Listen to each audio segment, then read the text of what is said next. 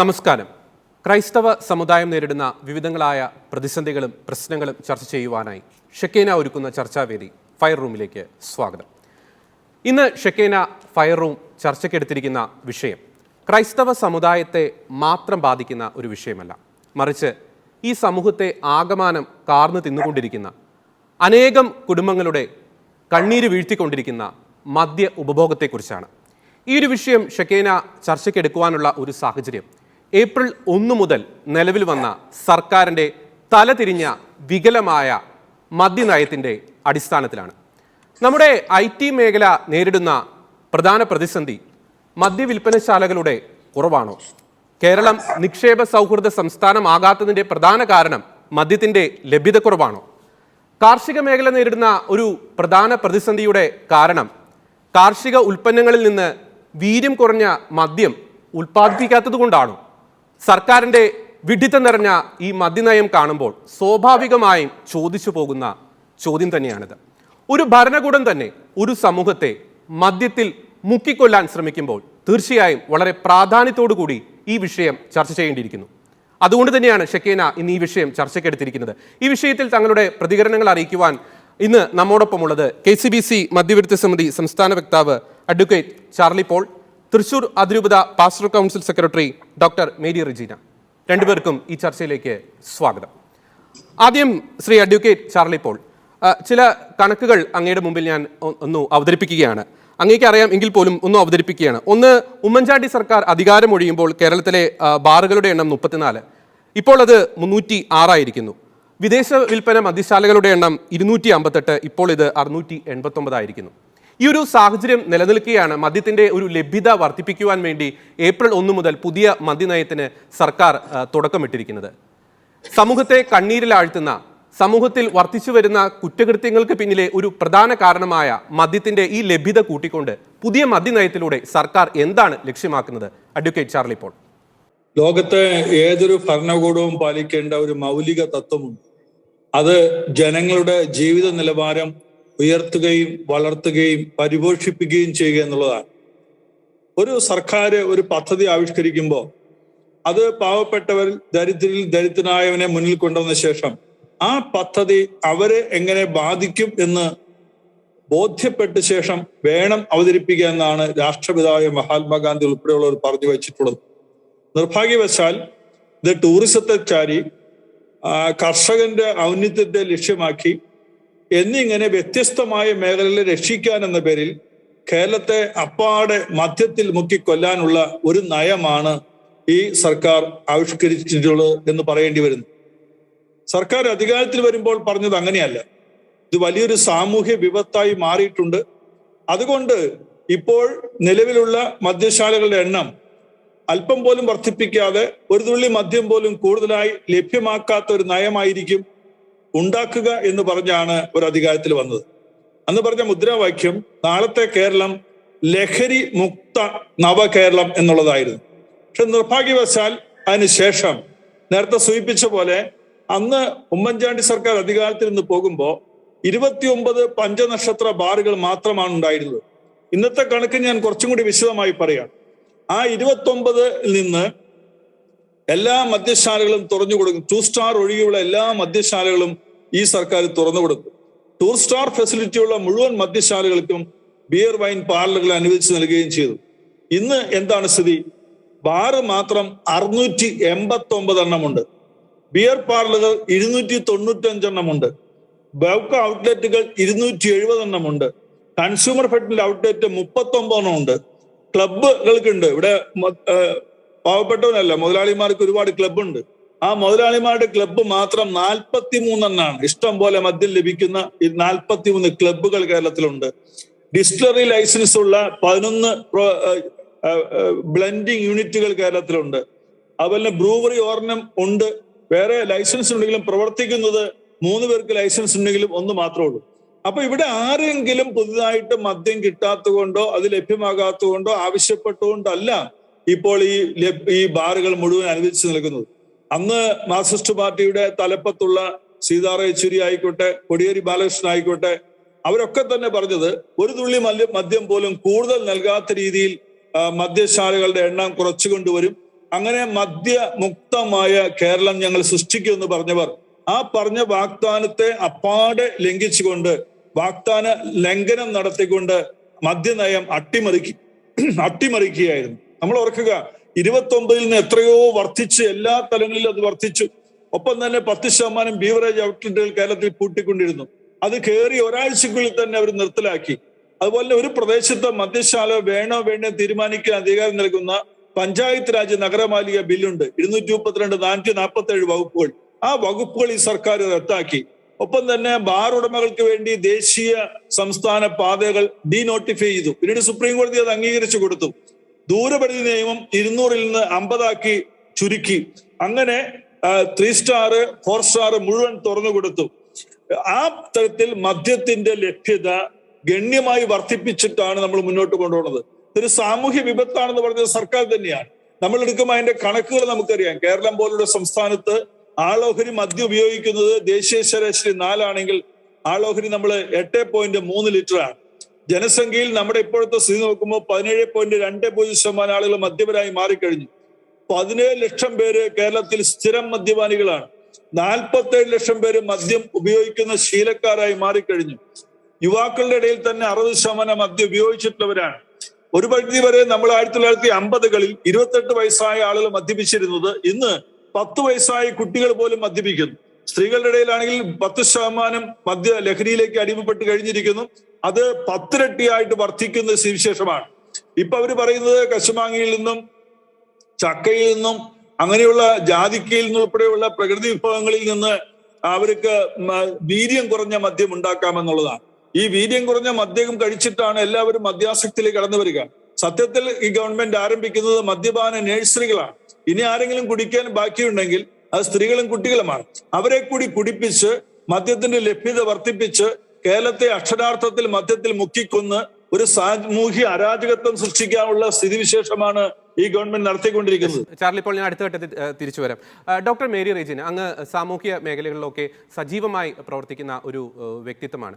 ഇത്തരത്തിൽ നമ്മുടെ സമൂഹത്തിൽ മദ്യത്തിന്റെ ഉപഭോഗം, മദ്യത്തിന്റെ ലഭ്യത ഇത്തരത്തിൽ ക്രമാതീതമായി വർദ്ധിക്കുമ്പോൾ അത് സമൂഹത്തിൽ സൃഷ്ടിക്കുന്ന പ്രത്യാഘാതങ്ങൾ എന്തൊക്കെയാണ് ഡോക്ടർ മേരി റെജിന? തീർച്ചയായിട്ടും ലഭ്യത കൂടുമ്പോൾ ഏതൊരു സാധനത്തിന്റെയും ഡിമാൻഡ് അനുസരിച്ചാണല്ലോ ലഭ്യത ഉണ്ടാവുന്നത്. അപ്പൊ ലഭ്യത കൂടുമ്പോൾ അതിന്റെ ഉപഭോഗം കൂടും എന്നുള്ളത് ഒരു സാമാന്യ പ്രിൻസിപ്പിൾ ആണ്, എല്ലാവർക്കും അറിയുന്ന കാര്യമാണ്. മദ്യമാണെങ്കിൽ ഒരല്പം എൻറ്റൈസിങ് ആണ് എന്ന് പറയാം. നമ്മളെ അതിലേക്ക് വലിച്ചു കൊണ്ടുപോകുന്ന ഒരു മാസ്മര ശക്തിയുള്ള ഒരു സാധനമാണ് മദ്യം എന്നാണ് ഞാൻ മനസ്സിലാക്കുന്നത്. അത് അങ്ങനെയാണ് നമ്മൾ കണ്ടിട്ടുള്ളത്. അപ്പൊ അതുകൊണ്ട് തന്നെ ഇതിന്റെ ലഭ്യത കൂടുന്നതനുസരിച്ച് ഒരു ആഭ്യന്തര ഉപയോഗം കൂടും എന്നുള്ള സാമാന്യ തത്വം അത് സർക്കാരും അംഗീകരിക്കുന്നു. പക്ഷെ അതിന് ഒരുപാട് കാര്യങ്ങളാണ് പറയുന്നത്. ടൂറിസം മേഖലയിൽ, IT മേഖലയിലൊക്കെയാണ് ഇത് വികസിപ്പിക്കുന്നത് എന്നുള്ളതാണ് പറയുന്നത്. എനിക്ക് പ്രത്യേകിച്ച് താങ്കൾ പറഞ്ഞ പോലെ സാമൂഹ്യ മേഖലയിലും കുടുംബങ്ങളുടെ മേഖലയിലും ഒക്കെ ഞാൻ വ്യാപരിക്കുന്നതുകൊണ്ട് എനിക്ക് പറയാനുള്ളത്, പണ്ട് നമ്മൾ പെൺകുട്ടികൾക്ക് വിദ്യാഭ്യാസം നൽകിയിരുന്നില്ല. കാരണം വീടിനുള്ളിലെയും പരിസരത്തെയും പണികൾ അധികം ചെയ്യണം എന്നുള്ളതുകൊണ്ട്. ഒരു കാലത്ത് പെൺകുട്ടികൾക്കും വിദ്യാഭ്യാസം വ്യാപരിച്ചതോടുകൂടി ഇപ്പോൾ ഒരു അധ്യാപിക എന്ന നിലയിലും എനിക്ക് പറയാൻ കഴിയും, മുന്നിൽ നിൽക്കുന്നത് പെൺകുട്ടികൾ തന്നെയാണ്. എത്ര കുട്ടികൾ ഹയർ എഡ്യൂക്കേഷൻ സ്ഥാപനങ്ങളിൽ എൻറോൾ ചെയ്യുന്നു എന്ന കണക്ക് നോക്കിയാലും പെൺകുട്ടികൾ തന്നെയാണ് മുന്നിൽ. മിടുക്ക് നോക്കിയാലും പലപ്പോഴും അവർ തന്നെയാണ് മുന്നിൽ നിൽക്കുന്നത്. അതുപോലെ തന്നെ ഒരു കാലം വരെ വിദ്യാഭ്യാസം കൊടുത്താലും ഉദ്യോഗത്തിന് വിടില്ല, പുറത്തൊരു പണിക്ക്, ഒരു പുറം പണിക്ക് വിടില്ല എന്നുള്ളൊരു പോളിസി നമ്മുടെ നാട്ടിലുണ്ടായിരുന്നു അല്ലെ? അങ്ങനെ ഒരു സിസ്റ്റം ആയിരുന്നു. കുറച്ചു കാലം കഴിഞ്ഞപ്പോൾ നമ്മൾ ഒരു കുടുംബത്തിന്റെ വ്യവസ്ഥയൊക്കെ മാറി, ഭാര്യയും ഭർത്താവും ജോലി ചെയ്യണം, അല്ലെങ്കിൽ ആ സ്വാതന്ത്ര്യം നൽകി കഴിഞ്ഞപ്പോൾ ഇപ്പൊ നിങ്ങൾ ഏത് സ്ഥാപനത്തിൽ പോയി നോക്കിക്കൊള്ളൂ, സർക്കാരായാലും അർദ്ധ സർക്കാരാണേലും പ്രൈവറ്റ് ആണേലും, അവിടെയൊക്കെ എനിക്ക് തോന്നുന്നു ജീവനക്കാരിൽ ബഹുഭൂരിഭാഗവും പെൺകുട്ടികൾ തന്നെയാണ്, സ്ത്രീകളാണ്. IT മേഖലയിലാണെങ്കിലും ഇത് തന്നെയാണ് സംഭവിച്ചിരിക്കുന്നത് എല്ലാ സ്ഥലത്തും. അപ്പൊ ഇങ്ങനെ പെൺകുട്ടികളുടെ ലോകം വികസിച്ചു എന്നുള്ളത് വലിയ ഒരു പോസിറ്റീവ് കാര്യമാണ്. ശാക്തീകരണത്തിൽ വളരെ മുന്നിലാണ്. മാനേജറിയൽ പോസ്റ്റുകളിലാണേലും ഒക്കെ പെൺകുട്ടികൾ മുന്നിലാണ്. അത് അതിന്റെ പോസിറ്റീവ് വശം. അതോടൊപ്പം തന്നെ ഒരു നെഗറ്റീവ് വശം ഉള്ളത് എന്ന് പറഞ്ഞാല്, ഇപ്പോ നമ്മൾ വായിക്കുകയും കേൾക്കുകയും ഒക്കെ ചെയ്യുന്ന ക്രിമിനൽ കഥകളിലെ നായികമാരും പെൺകുട്ടികളാണ് എന്നുള്ള കാര്യം ഞാൻ ഓർമ്മിപ്പിക്കുന്നു, അല്ലെങ്കിൽ സ്ത്രീകൾ ഉണ്ട് എന്നുള്ള കാര്യം ഞാൻ ഓർമ്മിപ്പിക്കുകയാണ്. ഈ ഒരു പശ്ചാത്തലത്തിൽ വനിതാ ശാക്തീകരണം അങ്ങേയറ്റം നിൽക്കുന്ന പശ്ചാത്തലത്തിൽ ഞാൻ പറയുന്നു അഡ്വഞ്ചറസ് ലോകം, അഡ്വക്കേറ്റ് ചാർലി പോൾ ഇവിടെ സൂചിപ്പിച്ചു എത്ര ശതമാനമാണ് സ്ത്രീകൾ ഇപ്പോൾ മദ്യപിക്കുന്നത്, ഇനി അതിനുള്ള സാധ്യത കൂടുന്നു എന്നൊക്കെ. എനിക്കും തോന്നുന്നു അത് ശരിയാണ് എന്നുള്ളത്. അങ്ങനെ പെൺകുട്ടികൾക്കും കൂടി ചെറിയ രീതിയിലുള്ള മദ്യപാന ശീലങ്ങൾ തുടങ്ങി ആ സാഹചര്യം ഒരുക്കി കൊടുത്താൽ ഇവിടെ കുടുംബങ്ങൾക്ക് എന്ത് സംഭവിക്കും എന്നുള്ളതാണ് എൻ്റെ വ്യക്തിപരമായ ഏറ്റവും വലിയ ആശങ്ക എന്നുള്ളത്. കാരണം കുടുംബം എന്നുള്ള ഒരു സമൂഹത്തിന്റെയും നമ്മുടെ സഭയുടെ ആണെങ്കിലും ഒക്കെ അടിസ്ഥാന ഒരു സെല്ല് നിലനിൽക്കുന്നത് തന്നെ തീർച്ചയായും സ്ത്രീകളുടെ ആ കുടുംബത്തോടുള്ള ഒരു കടപ്പാടും ആ കുടുംബ ഭദ്രത കാത്തു സൂക്ഷിക്കാൻ സ്ത്രീകൾ ചെയ്യുന്ന ഒരുപാട് വലിയ എഫേർട്ടിലാണ്. പുരുഷന്മാർ ചെയ്യുന്നില്ല എന്ന് യാതൊരു വിധത്തിലും ഞാൻ പറയാൻ ശ്രമിക്കുകയല്ല. പക്ഷെ അമ്മമാരുടെ റോള്, കുടുംബിനികളുടെ റോള് വളരെ വളരെ വലുതാണ്. അപ്പൊ അവിടേക്ക് ഇതിന്റെ ഒരു നമുക്കറിയാം, പുരുഷന്മാരോടൊപ്പം സ്ത്രീകളും ഇത്തരം ശീലങ്ങളിലേക്ക് കടന്നു വന്നാൽ ഇനിയും കൂടുതൽ മൂല്യച്യുതിയും അപജയങ്ങളും കുടുംബത്തിൽ സംഭവിക്കില്ലേ എന്നൊരാശങ്ക തീർച്ചയായും ഉണ്ട്. കാരണം ഒരു അമ്മ എന്ന് പറഞ്ഞാൽ, കുടുംബിനി എന്ന് പറഞ്ഞാൽ 24/7 ആണ്. ഒരമ്മയായവർക്കും, അല്ലെങ്കിൽ നിങ്ങൾക്കും അറിയാം, നിങ്ങളുടെ അമ്മമാരുടെ കാര്യങ്ങളാണേലും ഭാര്യമാരുടെ കാര്യങ്ങളാണേലും ഒക്കെ ഉറങ്ങേണ്ട സമയമുണ്ടോ? ചെറിയ കുഞ്ഞാവന്മാരുള്ളപ്പോ പോലും എന്താണ് അവസ്ഥ? 24/7 ജാഗ്രതയോടുകൂടി ഇരിക്കേണ്ട, അത് ജീവിതകാലം മുഴുവൻ, ഒരിക്കൽ ഒരു അമ്മയായി കഴിഞ്ഞാൽ പിന്നെ അത് മരണത്തോളം നീണ്ടു നിൽക്കുന്ന ഒരു ചുമതലയാണ്. എൻജോയ് ചെയ്ത് തന്നെ ഞങ്ങളത് ചെയ്യുന്നു. പക്ഷെ അവിടെ ഒരു ജാഗ്രത കുറവ്, ഇത്തരത്തിലുള്ള നയങ്ങളോ ഇത്തരത്തിലുള്ള മദ്യപാന ശീലങ്ങളോ കൊണ്ടുവന്നാൽ എന്തായിരിക്കും കുടുംബ ഭദ്രതയിൽ സംഭവിക്കുക എന്ന വലിയ ആശങ്ക ഞാനിവിടെ ആദ്യം തന്നെ സൂചിപ്പിക്കുന്നു. കാരണം നമ്മുടെ കുട്ടികൾ വളരെ സ്മാർട്ടാണ്, വളരെ അഡ്വഞ്ചറസ് ആണ്, ഇപ്പൊ എന്തിനും തയ്യാറായി കെൽപ്പുള്ള പെൺകുട്ടികളാണ്. അത് പണ്ടും അങ്ങനെയായിരുന്നു, പക്ഷെ ഇപ്പൊ ഒരു പൊതുസമൂഹത്തിൽ വ്യാപരിക്കുമ്പോഴും അത് കാണുന്നു. അതാണ് എൻ്റെ ഒന്നാമത്തെ ആശങ്ക എന്ന് പറയുന്നത്. കുടുംബ ബന്ധങ്ങളിൽ കുടുംബ ഭദ്രതയെ ഇതെങ്ങനെ ബാധിക്കും എന്ന് കണ്ടറിയേണ്ടിയിരിക്കുന്നു. അവിടെയാണ് നമ്മുടെ പ്രാർത്ഥനയിൽ പോലും കർത്താവ് പഠിപ്പിച്ചല്ലേ പ്രലോഭനങ്ങൾ ഉൾപ്പെടുത്താതിരിക്കട്ടെ എന്ന് പറയുമ്പോഴും ഒരു ഹെൽത്തി ഹാബിറ്റ്സിനെ കുറിച്ചും ഇങ്ങനെ പറയുന്ന പോലെ ഒരു എന്താ പറയാ, ചില ഇൻടോക്സിക്കേഷൻസ് അല്ലെങ്കിൽ ചില ഇത്തരം ശീലങ്ങളിലേക്കുള്ള ഒരു അഡിക്ഷൻസ് വരാതിരിക്കാനൊക്കെയുള്ള ഒരു ധാർമ്മിക അടിത്തറ ഓരോ കുടുംബത്തിലും ഉണ്ടാകേണ്ടിയിരിക്കുന്നു, വ്യക്തിക്കും ഉണ്ടാകേണ്ടിയിരിക്കുന്നു. പക്ഷെ കേരളത്തെ സംബന്ധിച്ച് ഇത്തരം ഒരു ഹെൽത്തി ഡ്രിങ്കിങ് ഹാബിറ്റ് ഉണ്ടോ എന്ന് ചോദിച്ചാൽ എനിക്കറിയില്ല. കാരണം വളരെ സംശയമാണ്. കാരണം ഈ പറഞ്ഞ അഡ്വക്കേറ്റ് ചാർലി പോൾ പറഞ്ഞു നിർത്തിയെടുത്തുന്ന ഒരുപാട് ഗാർഹിക പീഡനം നടക്കുന്നു. അതിൽ ഒരു വലിയ പങ്ക് ഇത്തരത്തിലുള്ള മെറ്റീരിയൽസിന്, മദ്യം, മയക്കുമരുന്ന്, അഡിക്ഷൻസിന് റോൾ ഉണ്ട് എന്നുള്ള കാര്യം നമ്മൾ ശാസ്ത്രീയമായി തെളിയിക്കപ്പെട്ടു കഴിഞ്ഞു. അപ്പൊ ഇതെല്ലാം കൂടെ കൂടിച്ചേർന്ന് വരുമ്പോൾ, പെട്ടെന്നൊരു വാതിൽ തുറന്നു കൊടുക്കുമ്പോൾ എങ്ങനെയാണ് നമ്മുടെ സമൂഹവും വ്യക്തികളും ഇതിനോട് പ്രതികരിക്കുക എന്നുള്ള ആശങ്ക നിലനിന്നുകൊണ്ട് തന്നെയാണ് നമ്മൾ ഈ കാര്യത്തെ നോക്കി കാണുന്നത് എന്നാണ് എനിക്ക് തോന്നുന്നത്. ഓക്കെ, വ്യക്തമാണ്. അടുത്ത ഘട്ടത്തിൽ തിരിച്ചു വരാം. വളരെ പ്രസക്തമായ ആശയമാണ് ഡോക്ടർ മേരി റീജിന പങ്കുവച്ചത്. അഡ്വക്കേറ്റ് ചാർലി പോൾ, ഒരു സ്വയം വിമർശനപരമായി നാം ചോദിക്കുകയാണെങ്കിൽ, നമുക്കറിയാം കേരള കത്തോലിക്ക സഭയുടെ മദ്യത്തിനെതിരെയുള്ള പോരാട്ടത്തിന്റെ ഏറ്റവും ശക്തമായ ഒരു വിങ്ങാണ് KCBC മദ്യവിരുദ്ധ സമിതി. നമുക്ക് എല്ലാ ഇടവകളിലും തന്നെ അതിന് കൃത്യമായ യൂണിറ്റുകളുണ്ട്. മദ്യത്തിനെതിരെ ശക്തമായ ബോധവൽക്കരണ പരിപാടികളുമായി KCBC മദ്യവിരുദ്ധ സമിതി മുന്നോട്ട് പോകുന്നു. എന്നാൽ കാലാകാലങ്ങളായി മാറി വരുന്ന സർക്കാരിൻ്റെ മദ്യനയത്തിൽ ഒരു പ്രാധാന്യമർഹിക്കുന്ന ഒരു സ്വാധീനം ചെലുത്താൻ എന്തുകൊണ്ടാണ് നമ്മുടെ KCBC മദ്യവിരുദ്ധ സമിതികൾക്കും ഒക്കെ കഴിയാതെ പോകുന്നത്? അഡ്വക്കേറ്റ് ചാർലി പോൾ. ഇന്ന് സർക്കാർ പോലുള്ള വളരെ പ്രബലമായ ഒരു സംവിധാനത്തോടെ ഏറ്റുമുട്ടാൻ മാത്രം ശക്തമല്ല KCBC മദ്യവിരുദ്ധ സമിതി എന്നുള്ള കാര്യം ഞാൻ സമ്മതിക്കുന്നു. നമുക്ക് ഒരു ആളുകളെ നമുക്ക് ബോധവൽക്കരിക്കുക, ചികിത്സിക്കുക എന്നുള്ള കാര്യം മാത്രമേ ചെയ്യാൻ പറ്റുള്ളൂ. മദ്യത്തിന്റെ ഉൽപാദനം, വിതരണം, സൂക്ഷിപ്പ് തുടങ്ങിയ കാര്യങ്ങൾ ചെയ്യാനുള്ള ഏജൻസി സർക്കാരാണ്. ഇപ്പൊ നമ്മള് 5-10 പേരെ നമ്മൾ ഉപദേശിച്ച് മാറ്റുമ്പോൾ 500-5000 പേരെ മദ്യാസക്തി ആക്കി തീർക്കുന്ന ഒരു നയവുമായി ഗവൺമെന്റ് മുന്നോട്ട് വരുമ്പോൾ നമുക്ക് അതിനോട് ഏറ്റുമുട്ടാനോ അത് ഫലപ്രദമായി പ്രതിരോധിക്കാനോ സാധ്യമല്ല. കാരണം സർക്കാരിന്റെ മദ്യം ലഭ്യമാക്കുന്ന നയമാണ് അപകടകരം എന്നുള്ളത്. പക്ഷെ കാലാകാലങ്ങളായി നമ്മൾ മദ്യവിരുദ്ധ പ്രസ്ഥാനങ്ങളുടെ ചെറുത്തുനിൽപ്പിന്റെ ഭാഗമായി അതിൽ നിന്ന് വലിയ തലത്തിൽ അവർ മുന്നോട്ട് പോകാതിരിക്കാൻ നമുക്ക് സാധിക്കുന്നു എന്നുള്ളത് പ്രധാനപ്പെട്ട കാര്യമാണ്. ഇപ്പൊ ചാരായി നിരോധിച്ച ശേഷമാണെങ്കിൽ അത് രണ്ടാമത് പുനഃസ്ഥാപിക്കാൻ ഈ ഗവൺമെന്റ് നോക്കിയപ്പോ കേരളത്തിലുടനീളം മദ്യവിരുദ്ധ പ്രസ്ഥാനങ്ങൾ KCBC മാത്രമല്ല അവരെല്ലാം തന്നെ അതിശക്തമായ പോരാട്ടമായി മുന്നോട്ട് വന്നു. അതിൽ നിന്ന് അവർ മുന്നോട്ട് പോയില്ല. കഴിഞ്ഞ വർഷം തന്നെ KSRTC ബസ് സ്റ്റാൻഡുകളിൽ മദ്യശാലകൾ തുടങ്ങാനും നീക്കം തുടങ്ങിയപ്പോഴും നമ്മള് പല രൂപതകളിലും അതിശക്തമായ രീതിയിൽ മദ്യവിരുദ്ധ പ്രസ്ഥാനങ്ങൾ ഉൾപ്പെടെ ചേർന്നുകൊണ്ട് നമ്മൾ രംഗത്ത് വന്ന് അവർ പിന്നോട്ട് പോയി. പക്ഷെ ഇപ്പോ അവർ കുറച്ചും കൂടി ശക്തമായി അതിനൊക്കെ നേരിടാനായിട്ട് തീരുമാനിക്കുന്ന തലങ്ങളിലേക്കാണ് വരുന്നത്. ഈ സർക്കാരിന്റെ മദ്യവിരുദ്ധ ബോധവൽക്കരണം ചെയ്യാനല്ല സർക്കാരിനെ നമ്മൾ അധികാരത്തിൽ കൊണ്ടുവരുന്നത്. കാരണം മദ്യശാലകളുടെ ഉൽപാദനം, വിതരണം, സൂക്ഷിപ്പ് എന്ന് ഞാൻ പറഞ്ഞ ഘടകങ്ങളിൽ നിയന്ത്രണം ഏർപ്പെടുത്താനുള്ള ധാർമ്മികമായ ബാധ്യത അവർക്കുണ്ട്. ഒപ്പം തന്നെ കേരളത്തിന്റെ ധാർമ്മിക മനോഭാവത്തെ രൂപപ്പെടുത്തുന്നതിലും സർക്കാരാണ് മുഖ്യ പങ്ക് വഹിക്കേണ്ടത്. അപ്പൊ അവര് നമുക്കൊരു ത്രിമുഖ മാനങ്ങൾ നമ്മൾ വേൾഡ് ഹെൽത്ത് ഓർഗനൈസേഷൻ പറഞ്ഞ പോലെ നമ്മൾ ചിന്തിക്കുന്നുണ്ട്. നമുക്ക് അടിസ്ഥാനപരമായി അതിനെക്കുറിച്ച് നവബോധ്യമുണ്ട്. ഒന്ന്, റിസ്ക് റിഡക്ഷൻ എന്ന് പറയുന്ന ഒരു തലമാണ്. എന്ന് പറഞ്ഞാൽ 17 ലക്ഷത്തോളം പേര് കേരളത്തിൽ മദ്യപരായി മാറിയിട്ടുണ്ടെങ്കിൽ, മദ്യാസക്തരായി മാറിയിട്ടുണ്ടെങ്കിൽ നമ്മൾ എന്ത് ചെയ്യണം? അവരെ ഉപദേശിച്ച് മാറ്റാൻ പറ്റില്ല. കാരണം ഇത് ബ്രെയിനിനെ ബാധിച്ച വിഷയമാണ്. ഈ 17 ലക്ഷം പേരെ ചികിത്സിച്ച് മാറ്റാനുള്ള സംവിധാനമൊന്നും KCBC മദ്യവിരുദ്ധ സമിതിക്കില്ല. അതുകൊണ്ട് എന്ത് ചെയ്യണം? സർക്കാരിന്റെ അടിസ്ഥാനത്തിൽ ഡി അഡിക്ഷൻ സെന്റർ തുടങ്ങാം.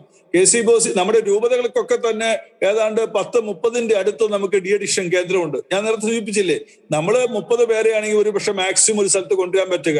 അവർ പുറത്തിറങ്ങി വീണ്ടും ആസക്തിയിലേക്ക് പോകുന്ന സുവിശേഷമാണ്, സാഹചര്യമാണ് പുറത്തുള്ളതെങ്കിൽ നമ്മൾ അതിനകത്ത് നിസ്സഹായരായി തീരുന്ന സുവിശേഷമാണ്.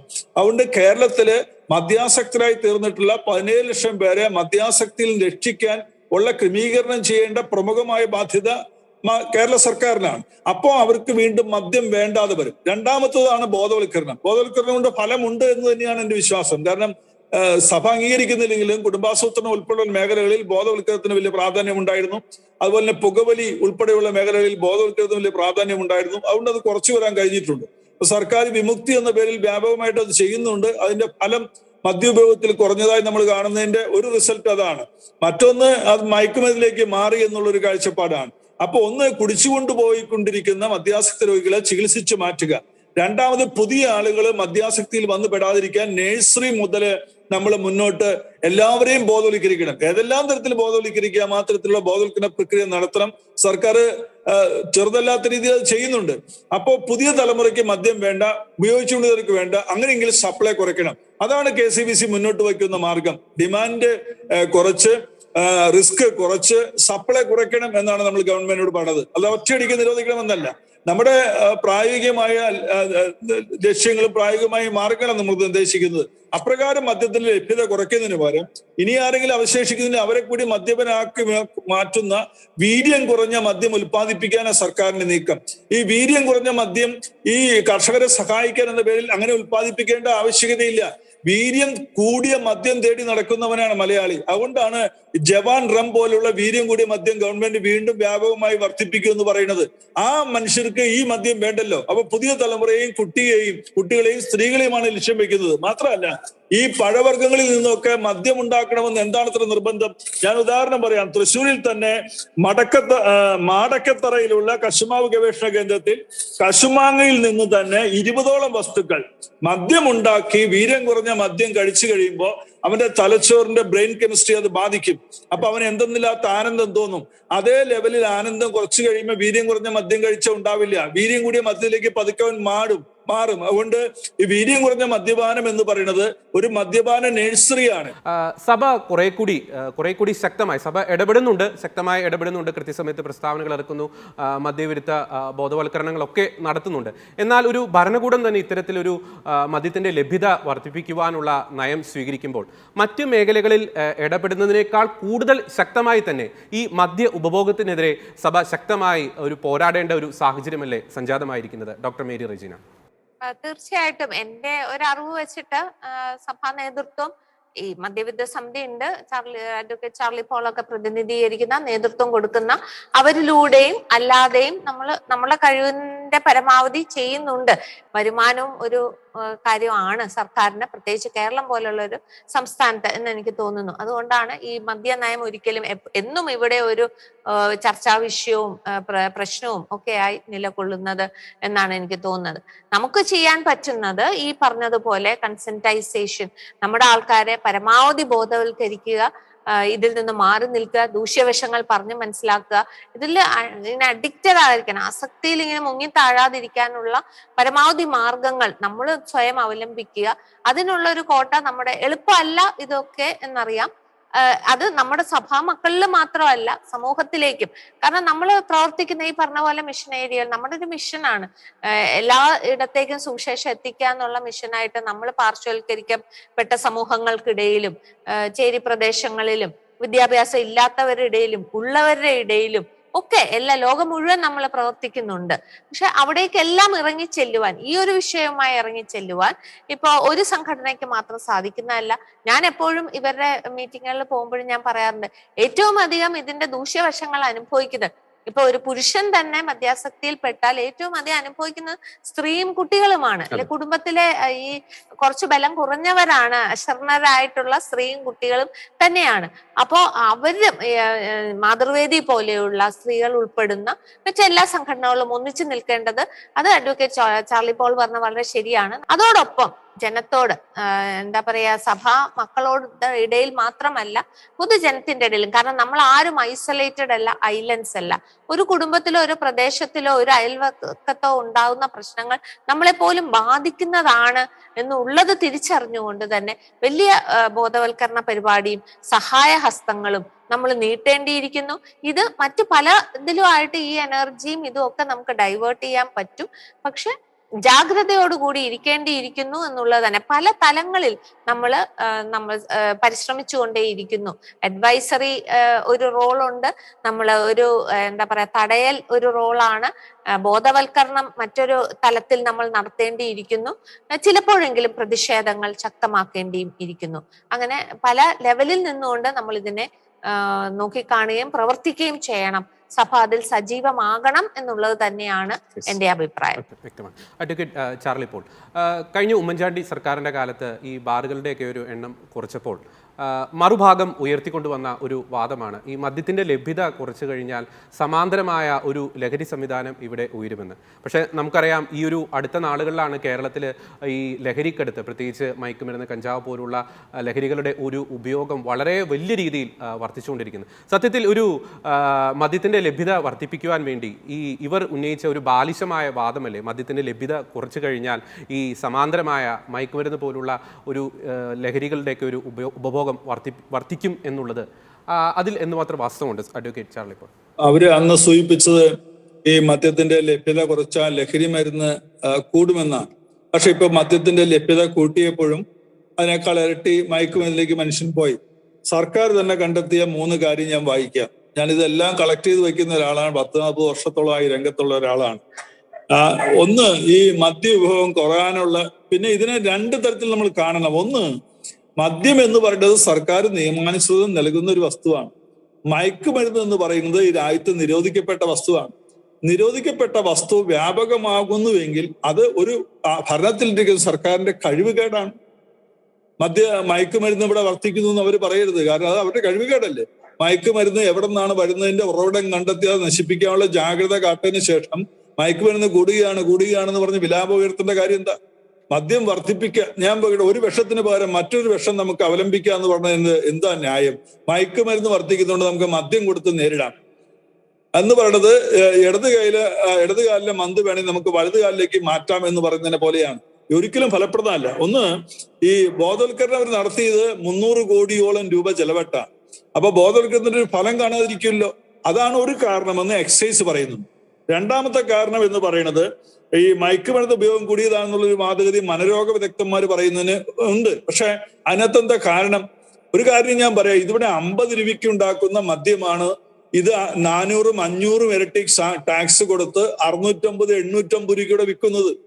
പക്ഷെ മയക്കുമരുന്ന് 50 രൂപയ്ക്കോ 40 രൂപയ്ക്കോ കിട്ടും. ഇവിടെ കൂടിയതുണ്ട്, കോടിക്കണക്കിന് രൂപ വില വരുന്നുണ്ട്. പക്ഷെ മയക്കുമരുന്ന് ഉപയോഗിക്കുമ്പോൾ ഈ ആസക്തിയിലേക്ക് മനുഷ്യൻ പ്രവേശിച്ചു കഴിഞ്ഞു.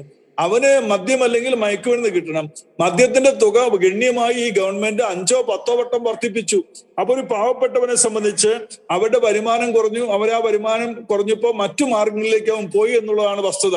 അപ്പൊ അവന് ചെറിയ ലഹരി വസ്തുക്കളിലേക്ക് അവൻ പോയി.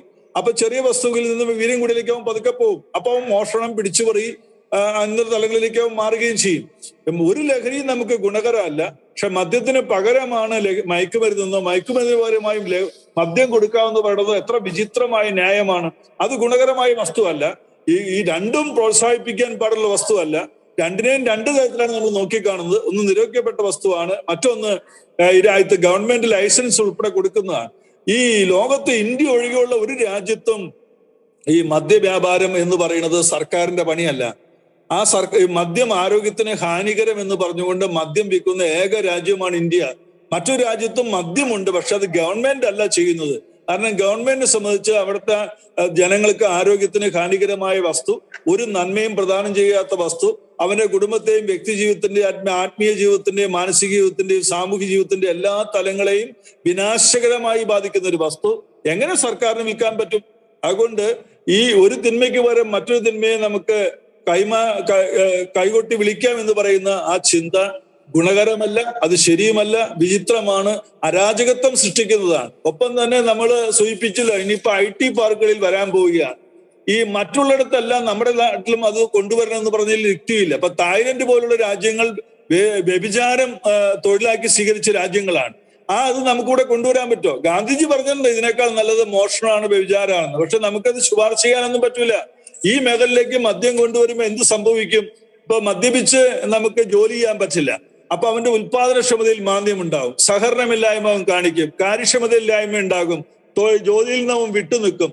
നീ മദ്യപിച്ച് തൊഴിലിടങ്ങളിലൊക്കെ സംഘർഷം ഉണ്ടാവും, ഒരു സാമൂഹ്യ അരാജകത്വം ഉണ്ടാകും.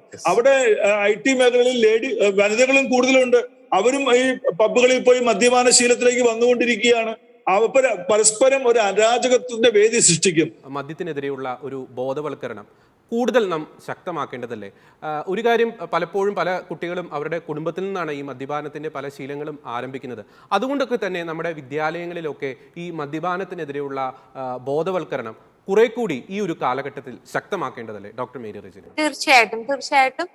കാരണം ഈ കുട്ടികൾ എന്ന് പറയുന്ന കാണുന്നത് ഇപ്പൊ നമ്മൾ സ്വയം വിമർശനമായിട്ട് കാണേണ്ടതാണ്. നമ്മുടെ കുടുംബങ്ങളിൽ, ക്രിസ്ത്യൻ കുടുംബങ്ങളിൽ, കത്തോലിക്ക കുടുംബങ്ങളിൽ എന്താണ് നടക്കുന്നത്?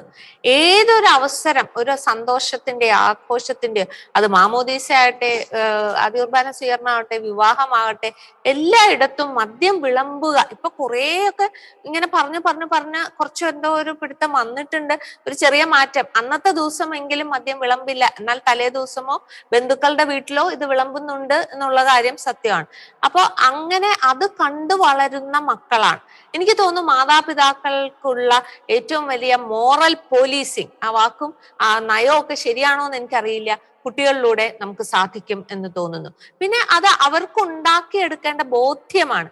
അത് നമ്മളുടെ മോറൽ സയൻസ് ക്ലാസ്സുകളിലും കാറ്റക്കിസം ക്ലാസ്സുകളിലും, അത് സ്കൂളിലായിക്കൊള്ളട്ടെ പള്ളികളിലായിക്കൊള്ളട്ടെ, എല്ലാ സ്ഥലത്തും കൊടുക്കുമ്പോൾ ആ കുട്ടികൾക്ക് നമ്മുടെ കാറ്റക്കിസം ക്ലാസ്സിൽ നമ്മൾ പറയുന്നത് ഒരു ബോധമുണ്ടാക്കണം, അതിൽ അത് ബോധ്യമായി മാറണം, അത് അവരുടെ ജീവിതത്തിൽ ഒരു ശീലമായി മാറണം എന്ന് തന്നെയാണ് ഓരോ മതബോധന ക്ലാസ്സിലെ ഓരോ പാഠം കഴിയുമ്പോൾ ഉണ്ടാകേണ്ട ഒരു മനോഭാവം എന്ന് പറയുന്ന ഒരു ബോധം, അതിൽ നിന്നൊരു ബോധ്യം, അതിന്റെ ശീലം. ഇത് ഈ കാര്യത്തിൽ വളരെ ആപ്ലിക്കബിൾ ആണ് എന്ന് എനിക്ക് തോന്നുന്നു.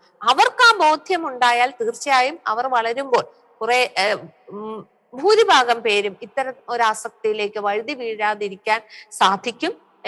അതുപോലെ തന്നെ അവരുടെ മാതാപിതാക്കളെയോ കുടുംബങ്ങളിലോ ഉള്ള ദുശീലങ്ങൾ മാറ്റിയെടുക്കാൻ വളർന്നു വരുമ്പോൾ അവർക്ക് സാധിക്കുമെന്ന് തന്നെ. കാരണം നമ്മളുടെ ഏറ്റവും വലിയ ശക്തി നമ്മുടെ വളരുന്ന തലമുറ തന്നെയാണ്. തീർച്ചയായിട്ടും താങ്കൾ പറഞ്ഞ പോലെ കൺക്ലൂഡിംഗ് ആയിട്ട് അവരിലാണ് നമുക്ക് ഈ ബോധ്യവും ഉണ്ടാക്കിയെടുക്കേണ്ടത്. അങ്ങനെ ആ ദുശീലങ്ങൾ ഉണ്ടെങ്കിൽ മാറ്റിയെടുക്കാൻ അതുവഴി നമുക്ക് ശ്രമിക്കാം. നമ്മുടെ കുടുംബങ്ങളിൽ നിന്ന് നമുക്ക് തുടങ്ങണമല്ലോ, അത് കഴിഞ്ഞിട്ട് വേണമല്ലോ നമ്മൾ മറ്റുള്ളവരുടെ കാര്യം പറയാൻ. അതിന് ഏറ്റവും നല്ല മാർഗം നമ്മുടെ കുട്ടികൾ തന്നെയാണ്. ഇപ്പോഴും നമ്മുടെ കുട്ടികൾ വളരെ പോസിറ്റീവാണ്. ഏത് കാര്യം എടുത്താലും എനിക്ക് തോന്നുന്നു നമ്മുടെ മക്കൾ അങ്ങനെ വിട്ടുപോയിട്ടൊന്നുമില്ല. 1-2 പേർ അവിടെ ഇവിടെയോ നമുക്ക് നഷ്ടപ്പെടുന്നുണ്ട് എന്നുള്ളതല്ലേ പൊതുവെ ഒരു മതാധ്യാപിക എന്ന നിലയിലും എനിക്ക് പറയുവാൻ സാധിക്കും. അല്ലെങ്കിൽ പൊതുവെയുള്ള പരിപാടികൾ നമുക്ക് നോക്കുമ്പോഴും നമ്മുടെ കുഞ്ഞുങ്ങളെ നമ്മൾ നയിക്കുന്ന പോലെ വളരെ വലിയ പാർട്ടിസിപ്പേഷൻ എല്ലാ കാര്യങ്ങളിലും അവർക്കുണ്ട്. നമ്മുടെ വൈദികരും സന്യസ്തരും നമ്മുടെ മതാധ്യാപകരും നമ്മുടെ വിദ്യാലയങ്ങളിലെ അധ്യാപകരും ഒക്കെ കൂടി ചേർന്നാൽ വരും തലമുറയെ നമുക്ക് ഇതൊക്കെ ചുറ്റും നടന്നാലും പിടിച്ചു നിർത്താൻ സാധിക്കും എന്ന ശുഭാപ്തി വിശ്വാസത്തോടെ നമുക്ക് മുന്നോട്ട് പോകാം എന്നാണ് എനിക്ക് തോന്നുന്നത്. വ്യക്തമാണ്. ചരിത്രത്തിലെ ഏറ്റവും വലിയ മദ്യ പ്രോത്സാഹനത്തിന് ഭരണകൂടം തുടക്കമിടുമ്പോൾ ജാതിമത രാഷ്ട്രീയ ഭേദമന്യേ മദ്യത്തിനെതിരെയുള്ള പോരാട്ടത്തിൽ എല്ലാവരും അണിനിരക്കണമെന്ന ശക്തമായ ഒരു സന്ദേശമാണ് ഈ ഒരു ചർച്ച മുന്നോട്ട് വെച്ചത്. ഈ ചർച്ചയിൽ വളരെ സജീവമായി പങ്കെടുത്ത advocate Charlie Paul, doctor Mary Regina, രണ്ടുപേർക്കും പ്രത്യേകം നന്ദി.